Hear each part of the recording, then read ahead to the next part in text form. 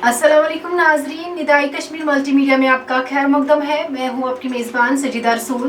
पेश है अब तक की खास सुर्खियां।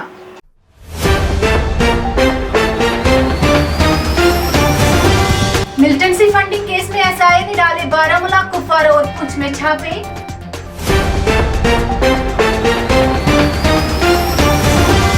पुलिस महकमे में 5 IPS अफसरान के तबादले और तकर्रुरियां। V Srinivasan commandant general home guard, civil defence और SDRF तैनात।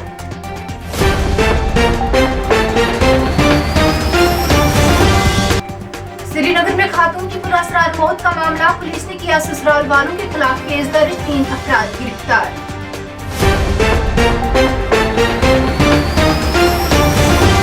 साथी के बंदूक से अचानक गोली चलने के नतीजे में फौजी एहलकार जख्मी। कुलगाम के फिरसन इलाके में पेश आया वाक़ा।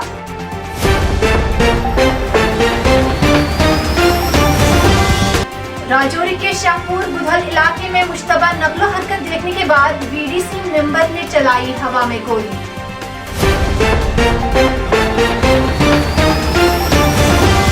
और जहांगीर चौक रामबाग फ्लाईओवर पर गुज़श्ता शाम पेश आए हादसे में एक शख्स जान बहक, दूसरा शदीद जख्मी।